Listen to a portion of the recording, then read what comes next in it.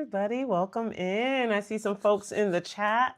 Welcome. I see some new faces and some old faces. So glad that you're able to join the vault today. So I don't think I've ever given you all, I might have, but just because I don't think I've given you the background behind this name, the vault. And so a little bit of a story time. So in general, I'm a pretty, I wouldn't say guarded person, but I'm reserved. I'm extroverted, I'm confessing now, because before I used to think I was introverted, but I've learned I'm not introverted. I'm more extroverted than I used to be. But I remain reserved. So one of my friends always calls me a vault because she's like, you keep things very close to the cuff. But the other side of that is also that in the work that I do as an attorney, we have confidentiality, right? Hello, welcome into the room. I see some new faces. So, as an attorney, I need to keep things confidential, right? We keep things, we have, it's part of the ethics of our profession. We keep things close to the cuff, we don't disclose secrets. But one thing, I love it. Someone has said I'm AI. That means that I have made it. When people think that you're not real, apparently, cool things are happening. Folks are coming in from Fort Wayne. This is awesome. We have a lot of folks joining. Welcome into the chat. Welcome into the room. I'm glad all of you are here. Welcome to the Vault. So I'm giving a little bit of background as to where the name the Vault came from. And so as an attorney, I have to keep things close to the cuff. But what I've learned in working in this profession and formerly as an educator, there are secrets to the systems that we are all kind of subject to. Right. So if you catch the live that we did about 3 weeks ago, we were talking about the real rules of the system. So if you didn't watch that, go back, because we talk about some of those systems and some of the rules that most of us are not aware of, but that I've become aware of because of the type of work that I do. Right. So as an attorney, right, I've learned certain things, and some of you might not know this, but the work that I do as an attorney is I work with a lot of business owners. When I first started, I was doing defense work, criminal defense work, and I transitioned from that into doing business law and estate planning. So I am able to kind of navigate that. And welcome! Oh my goodness, I'm so excited. We have so many people in the room, so many people who are joining. Thanks, y'all. I'm so glad you all were able to join. And so today, I want to kind of unpack certain things. And as we go, as we continue to talk, whether it's here or through my private email list on the vault.com, the vault.temispeaks.com, whether we're there or here, I want to share with you some of the secrets, the things that are precious and locked behind walls, right? Because a vault keeps important things safe, right? It keeps important valuables kept. And so I'm hoping that the information that I share with you about the different systems that I've come across, whether it be the legal system or the business system or the education system, because I've seen some things, right? As we're sharing various things from the system, I want to make sure that we are able to really connect. So today is going to be more of a conversation. So I'm glad I see some people. I see some people who are in the chat and joining, so please feel free to stay. We have positive energy here. We try and keep things really positive, and we're really trying to talk about ways to really navigate the various systems that we face. And so the people who join the vault are usually high capacity people. What does that mean? These are people who are able to do a lot. That might be in their industry, that might be in their different places where they work. This might be personally, but they're people who have a large capacity to think, a large capacity to do things, a large capacity for impact, a large capacity to make things shake, right?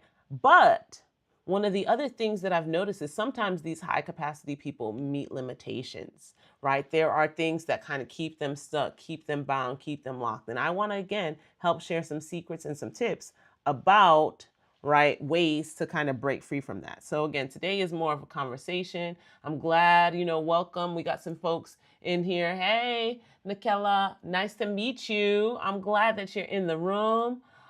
Joe's the one who said I look like AI. Thanks, I guess.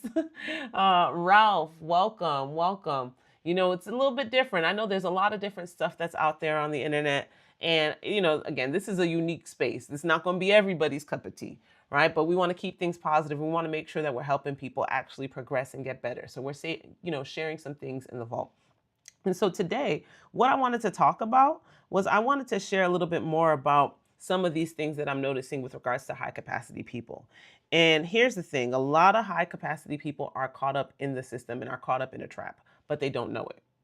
You don't know that you're caught up in a trap because you were designed to be caught up in the trap.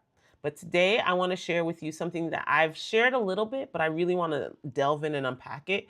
One of the philosophies that I want the vault to really latch onto, because I think it changes the way you view things.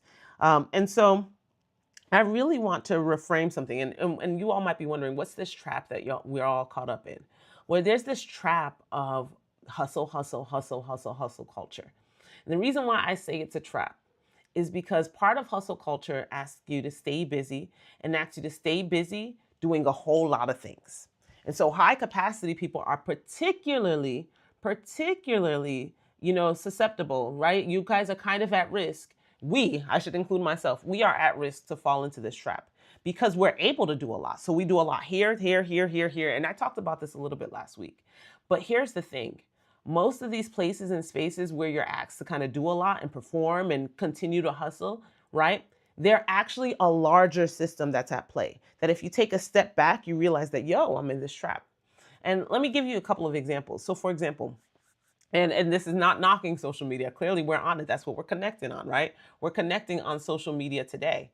But a lot of our social media platforms, our TikToks, our Instagrams, all of these things, they create opportunities for us to like create a lot per se, but also to take in a lot of information. And we've been told that, hey, the more you have, the more followers you have, the more things that you have, the more people that like you, the more this, the more that, the more you have, the more of a luxurious life you'll be able to attain, the more famous you'll be, the better things are. We've been told this lie that our life is about all the things we accumulate, right? And all of the things we consume. So oftentimes we think that as we're getting this, we're getting that, we're getting this, we're getting that, we're actually accumulating wealth. We think that we're making something, but we're actually consuming. And that's the trap that so many of us fall into. We're consuming our energy. We're consuming our resources. We're consuming. And it's a consumption trap. It's a performance trap. It's a trap that kind of keeps us bound into this system. And I'm promising you, this is what people want. Because here's the thing that I want you to think about. So all of the folks who have created these amazing platforms that allow us to connect, do they spend as much time on these platforms as we do? Do they? I feel like the answer to that is probably no. And you got to ask yourself why. Because they're playing a different game. They are playing a completely different game. We again, and I talk about this actually as an estate planning attorney as well. Like, so I'm going to touch on some legal stuff because again, I'm giving you all the secrets, right? And so when I do presentations, I call this vertical wealth.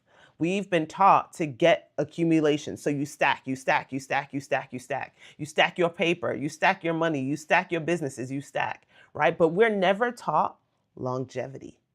We're never taught sustainability. And the people who are encouraging us to stack and to consume, right? They are not playing that same game. They're building a system of consumption for the rest of us to come into, right? So I see some people in the chat saying, nope, yes, Mariah, they never tell us this part. And we only get a chance to see it when we take a step back. And again, when you are a high capacity person, you operate really well in this system because guess what? You can consume fast. You can take in a lot of stuff really fast, right? And it's just a whole lot of stuff. But at the end of the day, you're trapped in a loop. Because that loop that feels like you're accumulating something, so maybe you're accumulating information or you're accumulating followers, you're accumulating connections, all of that stuff at the end of the day, where does it place you? It leaves you kind of dependent on the system. All right, bye, Ralph. See ya. Glad you could make it today. Right? But it keeps you consumed into the system. It keeps you focused on like, okay, I got to keep on taking, I got to keep on getting, I got to keep on getting, I got to keep on getting. And at the end of the day, it doesn't last. And so that's the thing I say again for high capacity people is we usually find ourselves the most susceptible to this. Because let's say you're a business owner like many of us, right? You've been told, okay, I need to be on social media. I need to be constantly creating, right? And there's nothing wrong with that. I mean, clearly I'm here, I'm creating, I'm talking to y'all, I'm connecting. So I'm not trying to knock the creation, but I want us to think about how we're creating and how we're consuming. So we're creating some of our most valuable stuff on a platform like an Instagram or TikTok where people are legitimately just taking it and swiping it. And here's the thing, when it comes to valuable things, when it comes to things that are precious, it's not something that is for mass consumption. So if we're being encouraged to provide value on platforms for mass consumption at maximum speed, you know what happens? It devalues our value, right? It dilutes what we're creating, right? And it reduces the longevity. Meanwhile, the people who have created these systems understand that, hey, we're playing a long game. So they built in addiction into these different platforms. They made it so that we want to stay on them. And again, I'm saying, okay, they did that. They were trying to make their money, but let's figure out how we can work those systems too. And so given all of that, right, I want to propose that one of the pillars of this community, right, one of the pillars of the people who navigate and find themselves in the vault is that we be people who understand that legacy is luxury. Y'all have heard me share it. You've seen my hat, you've seen my stuff. And I stand on this because I truly believe that if we adopt a mindset that understands that it's not legacy versus luxury, it's not legacy over luxury, but that legacy and luxury are actually the same thing, it's going to reframe the way we navigate these systems. And it's going to really cause us to kind of be more thoughtful about the way we move. Because we want to move from a place of wide consumption and wide creation into a place of depth. Here's my prediction, right? With AI is going to significantly shift a whole lot of things in all the different industries. We got to understand that, right? And I hear you. I know building sometimes can be so robotic, right? It can be hard to just be constantly in this place where you're building all the time, where you're constantly called to, okay, I got to keep going. It's hard, but that's why a lot of people don't do it. And that's why we got to stay consistent. I'll be frank, like even sometimes I've dropped the ball because there have been times when I've been super consistent with delivering value. And then there are times that I kind of disappear. And it's because of what you just said. Building is sometimes really robotic. It's really hard. But I'm learning, and I want to share this with you, that we have to think the long view game. We have to build deep and not necessarily wide. Because at the end of the day, the world is going to be filled with a lot of shallow work, a lot of shallow ideas, a lot of shallow consumption. And there are going to be a few people, a few high capacity people who have built for depth, who have built for longevity. And those are going to be the people who control the systems at the end of the day. They're the people who control the systems today. I want to take a couple of different examples to kind of show you what I'm talking about. So when this first kind of came to me, I was listening to someone talking about the fashion industry because I've had clients who are in the fashion industry and, I like beauty, makeup type things. And so this person, I can't remember her name, but she was talking about legacy brands. And she was talking about the Chanels of the world, the Louis Vuittons of the world, like, all of these big brands. And here's the thing. You can't actually really call yourself a luxury brand until you have the longevity that those brands have.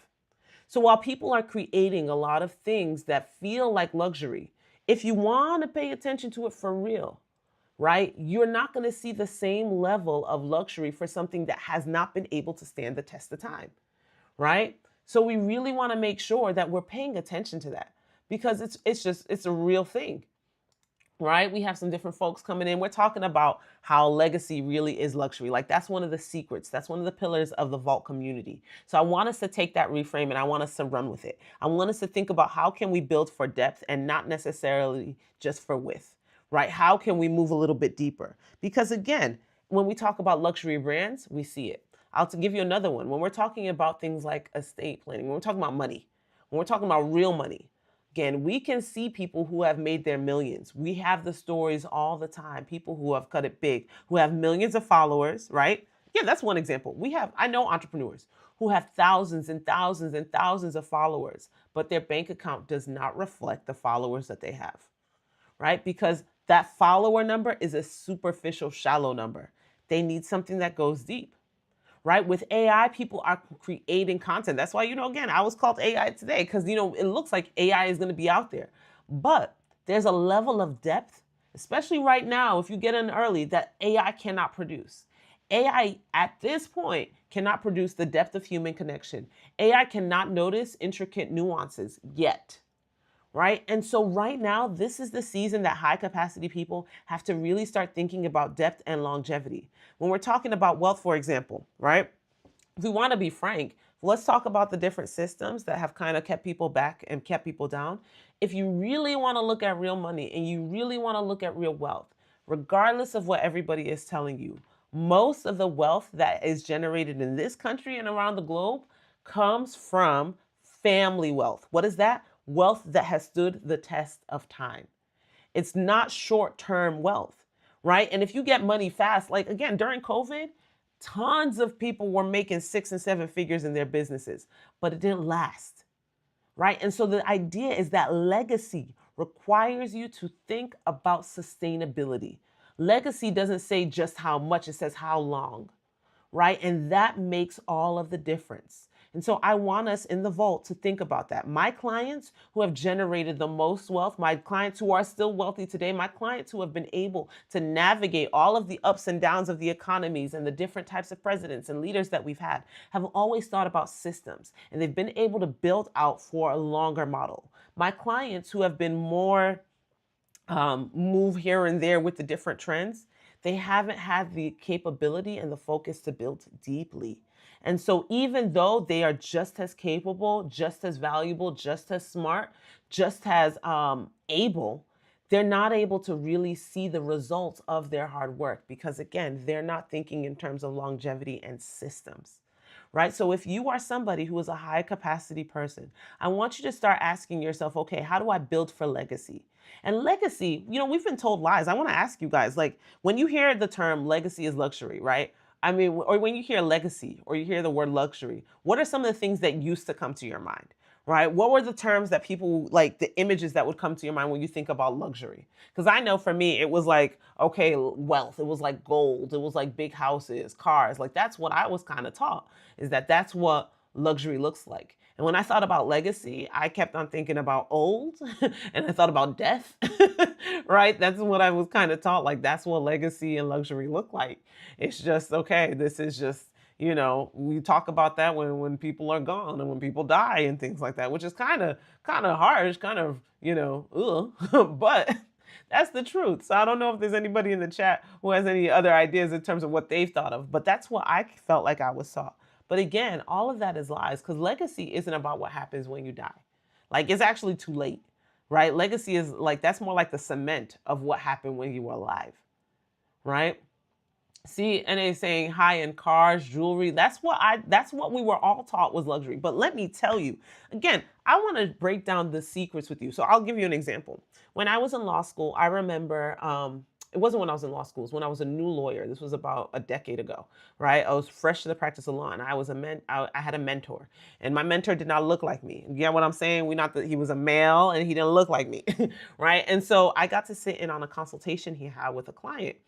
And in my community, and I guess I'm going to juxtapose two things. Like I come from a community, I'm Nigerian American.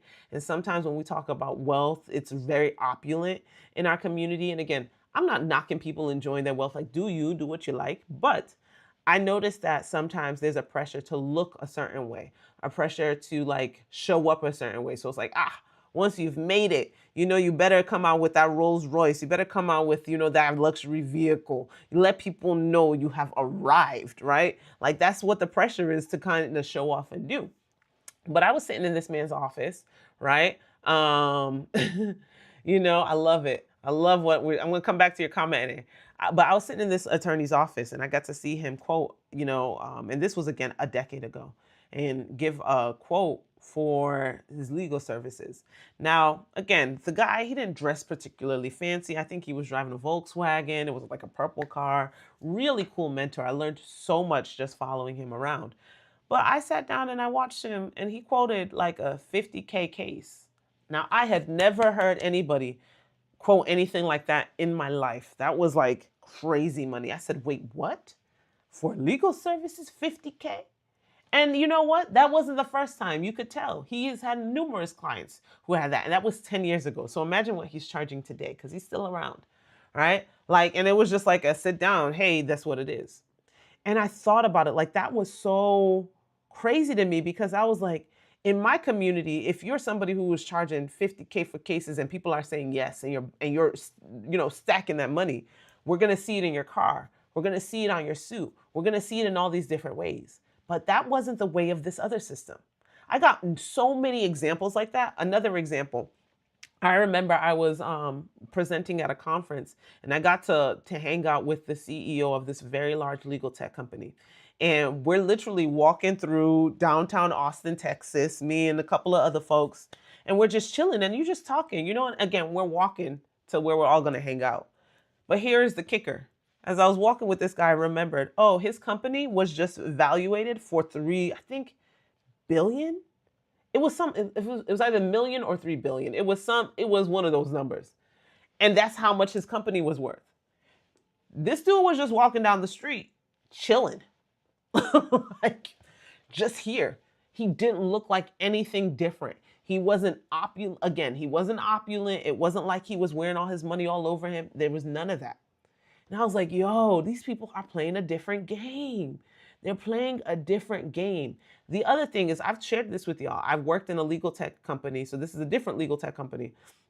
And I got to see how, okay, other attorneys kind of navigate estate planning, legacy building. And I was like, the conversations that they are having are completely different. And Mariah can attest to it because she's an estate planning attorney. And Mariah, where do you practice again? Let people know. I think you're in Tennessee, but I might be wrong. But like, the way that people plan for their wealth is completely different than a lot of different communities and different spaces because they're playing a different game. They understand that building for legacy, which means building for sustainability, building for legacy, building for systems, building for longevity, is where the real wealth is stored. Listen, even when you are running your own business, if you are thinking about your business for sale, if you're thinking about what systems do I need to put in place so that somebody else can come in, you've increased the value of your business. So you have to be thinking about systems. And at the heart of it, this legacy is luxury idea is to completely get us away from the place where we feel like it's legacy or luxury. Like when I do my research and when I look this up, that's what I see. People often put them as opposing forces. And that's just not true. It's just not true. It's not even like it's as much as I want to call it like a mindset shift. It's just a lie that we've been told. It is not a legacy versus luxury thing. Legacy is legitimately luxury. Those two are the same. You don't have luxury without longevity. You have a quick high. That's it. So I want to make sure that here in this room, we start to move differently, right? I want to make sure that that philosophy that legacy is luxury is where we start to really shift things and that we start to really change up our beliefs. And I want to make sure that in this room, in the vault, right, that we're really making sure, especially for high capacity people. The reason why I want to speak specifically to the folks who I know are in this room, the high capacity folks who, again, who are the thinkers and the doers and the shakers in their different spaces and their different areas, is because once you get the mindset shift, you have the ability to shift rooms. You hear this here, you're going to go into your room, you're going to go into your community, you're going to have conversations that change things for other people, right? Those are the type of people that I connect with. And I'll say, let me confess, I feel like I was caught up in the trap too. I was caught up in the hustle culture. I was caught up in the, okay, we got to do things shallow. We got to do things quick. We got to do things fast. And at the end of the day, I realized it doesn't even work for me.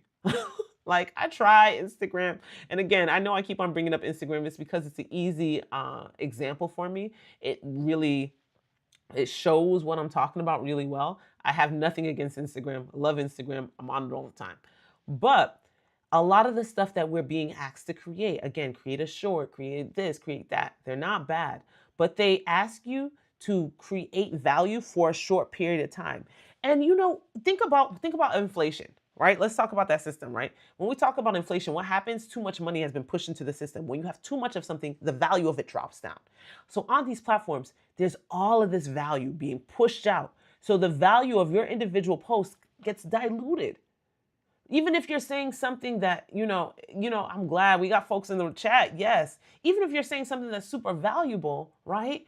The power of it is not, it's no longer held because of the way in which you're providing it. It's no longer exclusive. It's no longer refined. It's no longer contained in, like, again, a vault. The difference between, like, if somebody comes and they put all their jewels and their diamonds outside, that it looks like that stuff, even though it's really valuable, it loses its sense of value, or people aren't able to see it because of the way it's treated. So what we need to do is we need to start thinking about depth. So Annie was talking about, I'm learning to make high, what is that? High value. I don't know what HVTTT stands for. You're gonna have to break that down. And family office, part of my vocabulary. I feel like I should know it. High value, but I don't know what the TT stands for. So we all learning, right? But Mariah's talking about, yeah, that's crazy. Like, all of these things are the things that I'm seeing, right? Mariah, I put her out there because she's an estate planning attorney. So if you happen to be watching this and you're in North Carolina, she's somebody you should reach out to because she can help you plan for your legacy. She understands those rules. She knows that system, right? I know she knows the system. I know where she was trained. She's got you. But that's why, and again, Mariah, these are the conversations. You know the other conversations they have because we're in the room. We're in the room, you know? And I'm glad Mariah says she's not in that loop anymore, not in that trap anymore. High value tax transactions. Thank you. I was like, I feel like I should know this. I knew it was high value something. High value tax transactions. The family office thing, and I'm talking really fast. I'm sorry. I think my adrenaline. But in terms of family offices, these are when you're able to get professionals to kind of come together and help you plan for your family. So when we're talking about high value tax transactions, we're also talking about another level of wealth and how people are thinking about actual tax planning on a different level. There is so much happening on this other system. I wish I could properly emphasize the moves that are being made on a systemic platform or a systemic area. But right now, the divide is so huge. Like we are leaps and bounds away from where things are really happening. And that's why I'm saying us high capacity people who are able to close gaps faster need to get on it. Need to get on it, right? Mariah said, right now she's more intentional about how authentic she is when she shows up. Yes. Listen, I think I shared this last time, but community is going to be one of those things, right? Authentic community is going to be one of those high value transactions. But we also need to be understanding that some of these games that we're playing is addition when other people are doing exponential mathematics, right? So, for example, a lot of us have been taught to build our businesses from scratch, which isn't a bad thing. But there is a lot of opportunity happening right now to buy businesses. There's a lot of opportunity, and that would fall under a high value tax transaction, depending on the value of the business. But there is a lot of opportunity available in our different spaces for buying businesses that are already profitable and already have their stake in the ground. The reason why that is a really awesome thing to pursue in this day and age in this season is a couple of different reasons. And I don't have them ranked in terms of any particular way, but one way is it keeps these businesses from being bought by private equity firms. Private equity firms are often going to buy out these small businesses, these small family businesses, dilute them, kind of strip them up for their parts and basically discard them. And when they do that, they're able to increase the prices, right? And make a lot of money, but essentially push other people out of business. So they might not even increase the prices immediately. They might first drop the prices in order to get all the clients and put other people out of businesses and then jack up the prices and keep everybody in the system. So when you buy a business, instead of allowing a private equity firm to buy the business, you're doing something for your community and for your pocket, because many of these businesses that people are trying to sell have already been profitable. Also, most of the people who are trying to sell businesses, they might be from a former generation. They might be entering into their retirement. So if you're somebody who is navigating kind of systems a little bit better, you understand the technology, you're thinking about ways to leverage AI instead of running away from AI, you might be able to introduce AI to these different businesses and cause them to multiply in terms of their profitability, while also making sure that you remain cash positive. So like, do you see that strategy? That's not what they're telling us about. Right? They're not telling us these systems, but that's what they're doing. That's what's happening. People are accumulating wealth at a rapid rate. And they're not being taxed because they understand the tax code. They're finding ways to avoid the taxation, so they're making more money, they're keeping more money, their money is lasting longer. While other people, again, are caught up in this lower level, and I don't mean to say lower in a derogatory sense, but I'm just saying, in terms of what's happening, caught up in this consumption trap, caught up in this performance trap. And it's going to take so much intentionality and so much force to kind of shift us up, but you have to be thinking about multiple leaps. This reminds me, I went to a conference last year, and for the whole of last year, this was on my mind because of something that was shared here. The conference was led by Dr. Sam Adeyemi. He's a leadership person. He's based both in Nigeria and here in the States, but he's an amazing leadership person. He has done succession well in terms of understanding how to transition things. And he's just a deep thinker. Quiet man, but very, very deep in terms of what he shares. And he was sharing some of his insights about from the book 10x is greater than 2x.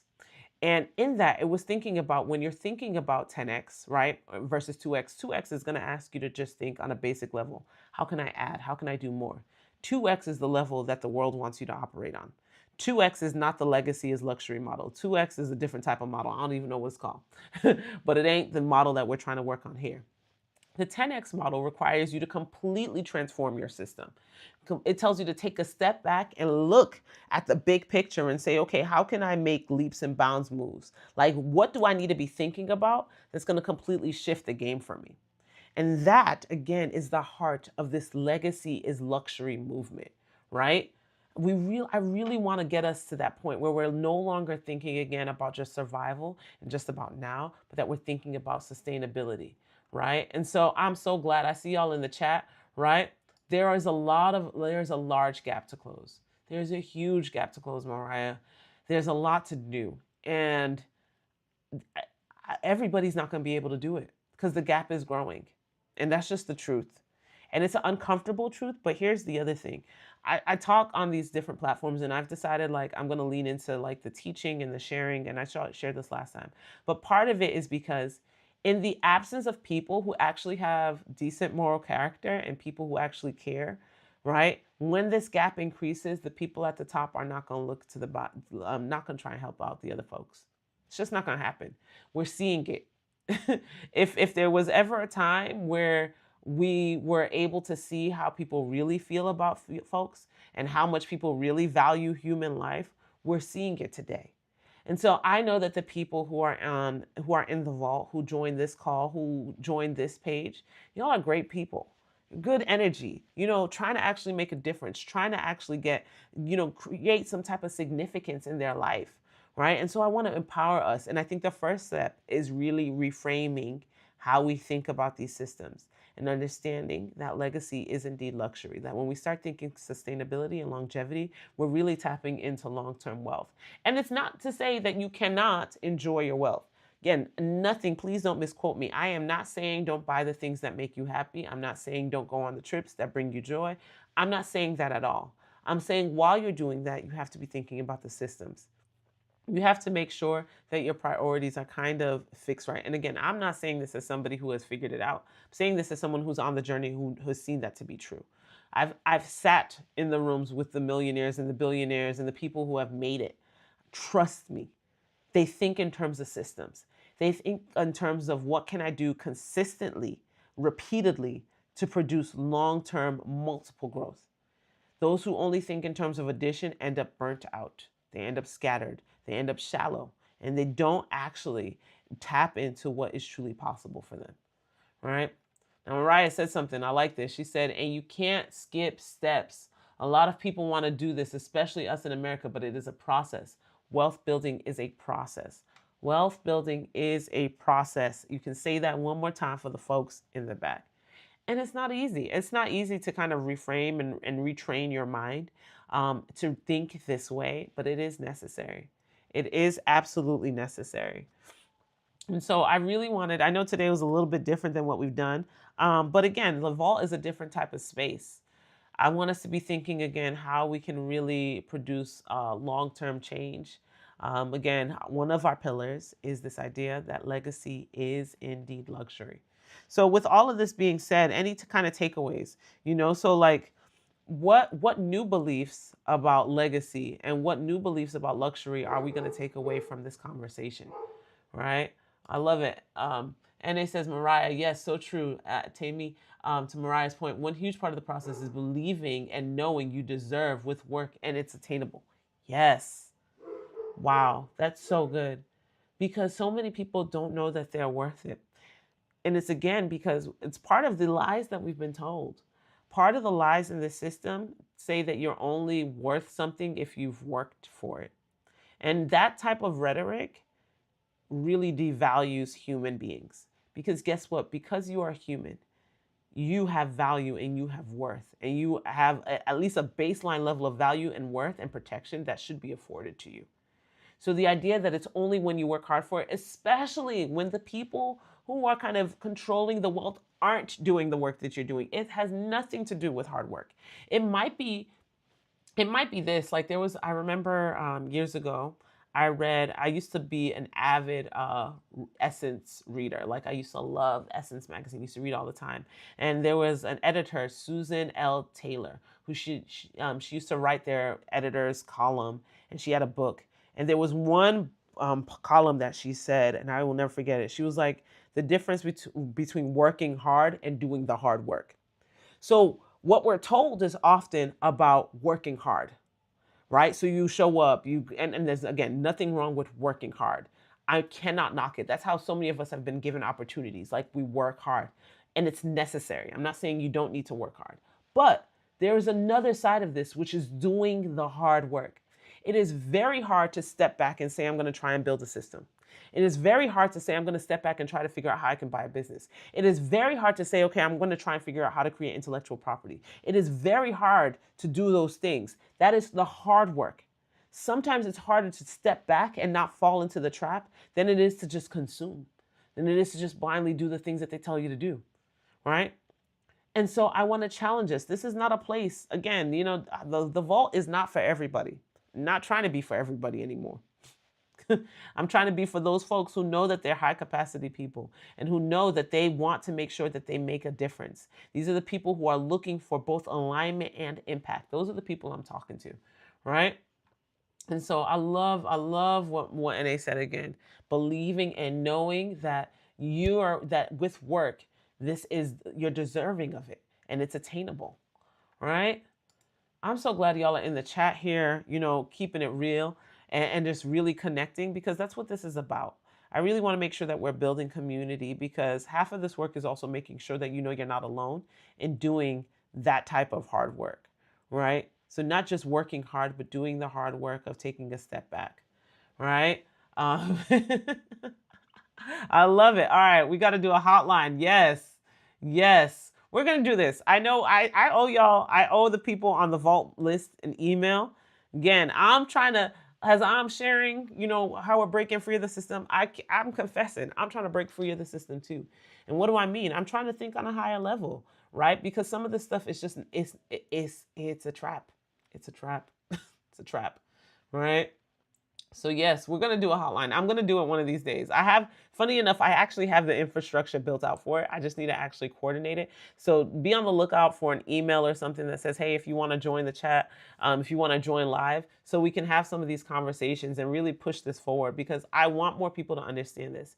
And I want us to unpack it. Like, those of you on the call, you have so much wisdom to share. And more people need to hear it. More people need to know. And because we got to break this, we got to fix things, especially because of where we are as a society. I think another part of this legacy is luxury idea is also understanding that it's not limited to the United States, right? The idea, or to North America, right? It's just limited to the Americas. No, we can think global. We are in a day and age where the world is not that far from us. It really isn't. Like, people join, again, I don't know if I've shared this, but a large portion of my clients have been people who don't even live in this country. Like, they're doing work that is connected to the state of Texas. So when we're talking about my license, like, I'm not even breaking no laws, but they're not based here. Like, why are we limiting ourselves? Because that's what we're told. That's what we're told. And today I want to tell you something different. I want to break all of those limits off. I want us to understand that if we decide to go deep, if we commit to go deep, right? If we commit to go deep, we can see some real things change. We can see some real things change. So I'm really, really, really excited about this. I'm really, really, really excited about this. Yes, we're going global. We're going global. So again, and I'm looking over my notes. I want to make sure I covered everything, because, I'm not one of those people. I can talk off the top of my head, but I like a little bit of structure. I want to make sure I covered everything. So let me see. Yes, I shared this. I said the system makes consumption feel like acquisition is the same as building when it's not, right? It's just entanglements, right? All right. Well, I think that's pretty much it. I'm telling you, Mariah, that's what I'm saying. I want us all to low key be those people. We don't need to make a lot of noise about it. We don't need to make a lot of noise about it at all. At all. There's a place for social media, there's a place for connection, but let's put it in the right place and understand that really big moves are being made in different spaces. Different spaces. I'll tell you one community that I really, really, really admire. I'm gonna shout them out here. Traffic Sales and Profits. It's led by a husband and wife couple, and they are building millionaires, and like they know what they're doing. And so I really love the work that they're doing. You can look up TSP. They have an annual. They have a couple of different programs that they do. Their major program is in Atlanta every year, and they're not about the hype. Like they're actually about helping people really transcend some of these different limitations. Like they're really doing some good work. So those are those types of people, you know. And again, I believe the people who join this call, the people who show up here on the vault, I think y'all are those type of people too. I don't think you would stay for a conversation like this if you weren't. You know, I just don't think you would. Now, at the end of the day, I want to constantly be sharing things that are of value to everybody. So here's my question to y'all, because I don't want to just come in and share, but I want to know what specific things, how can I help? Like, what are the biggest challenges that y'all are facing? What type of information would be most valuable to y'all? And again, I'm always going to come also with the legal stuff. That's without being without being said. There was someone who said something. Oh my gosh, I wish I kept that quote. It was I'm gonna have to find it, and because I want to quote it correctly. I don't remember who said it, but it was about how generational wealth. Yes, it was something along the lines that generational wealth is leveraging the law. People who are able to leverage the law to their advantage, right? Most people think that the law is an aside, it's just a side thing. But these people who are those kind of people, Mariah, they leverage the law. You and I know it. We know the different systems that our industry touches, right? So I want to make sure, yeah, I want to make sure that we're tapping into those types of things that we understand. And again, Mariah, we're in a position and a place to kind of help people navigate that. And our different insights can help people figure out, okay, how do we leverage these different things? NA, you see, NA is on a different game. I love it. She was teaching us, right? High value tax transactions. Now I need to go back and make sure I understand the stuff associated with that. But what other things do we want to be talking about to kind of navigate this? And again, I don't want to limit it just to the law, because I think that's a portion of it, and I want us to leverage the law correctly. But I want us to be thinking wide. So the law plus leadership plus business plus whatever. What are the different things that would help if we talked about more to kind of make sure my high capacity people are actually feeling aligned and feeling impactful? I really want to know. So awesome. Mariah, she said, I definitely need capacity. Help me. Help me in my Kevin Hart voice. All right, we're gonna work on that. We're gonna work on that for sure. I'm gonna break down some of those things with regards to capacity, how to navigate that, how to make some of those decisions. And some of them it's gonna require, again, not necessarily working hard, but doing the hard work. But we'll talk about that. I'll make sure. Um, yeah, I hear you, NA. She said, I want to get there, trying to learn it before I get it. I'm telling you. And make sure. I was listening to, funny enough, I was listening to Master P. And if you don't know who Master P is, he's an old school rapper. Make him saying, So I was listening to him at one of these business conferences, and people don't know he was doing the rap thing, but he was, again, playing a whole different game. Playing a whole different game, understanding, again, the longevity behind it. Understanding the longevity behind it. So he said, listen, I don't need to be the face of everything, but I understand the different systems. He paid to invest in himself so that he could navigate the systems with ease, right? So that he could understand these things. So that's what we're doing here. That's what we're about here. Let me see. I want to quickly check I got a couple of folks who kind of join us on Facebook, but my I don't always see the different folks who are with us on Facebook. So I want to quickly check and see who might be joining on Facebook. See if we got anybody. Hopefully it won't make too much noise.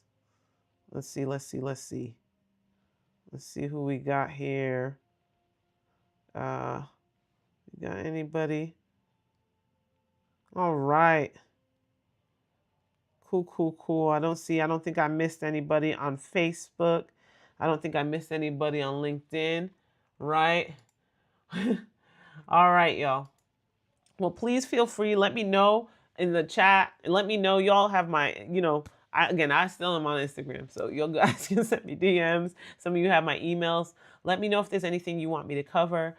Let me know, was this helpful today? I hope it was. I hope it was before we wrap up. And again, I got y'all. We're going to be doing some cool things soon. We'll definitely be connecting. But yeah, today wasn't a notes day. It wasn't, and I wasn't doing too much with the technology. Oh, and I appreciate you. I appreciate you. I appreciate you. I'm trying to make sure that I add value and that I'm trying to help and really invest in people. And so thank you for always encouraging. I'm glad that y'all are always in the chat. I want to make sure that I'm spreading as much information as possible, and teaching, whatever I learn. I feel like I was, one of the things God created me to do was to teach. So I'm a teach. I'm a teach. We're going to walk in alignment. We're going to walk in alignment, and we're going to make sure we do that. And I know it's going to make a difference for everyone who participates. I believe it. And y'all know, again, I'm a God girl. I believe that God divinely orchestrates things, and I'm excited to see what happens. All right, I've kept us on for almost an hour again, and if you notice, I'm trying to keep it on Tuesdays. I haven't set a specific day because Tuesdays, the reason why I choose Tuesdays is because the other days are kind of crazy. Tuesday is the least crazy, but it's got its own little crazy as well. And so with all of that, I want to be careful. But I am still going to try and show up for Tuesday. So next Tuesday, we're still going to have this by God's grace, but I'll be preparing because I'm actually going to be speaking at the American Bar Association's annual tech show. So I'm going to be in Chicago. So I'm flying out on Wednesday to Chicago. Very excited about that. This is probably my 5th time presenting at Tech Show. First time I presented was 2020. 2020 was the first year that I presented at Tech Show. And I've had a great opportunity to kind of come back and represent and grow with the people there and grow with the audience there. So I will be in Chicago for a few days. And then when I get back, I'll be speaking in Dallas, Texas in April. And hoping to, continue to speak in different areas. I have a couple of things locally that I'll be speaking at as well.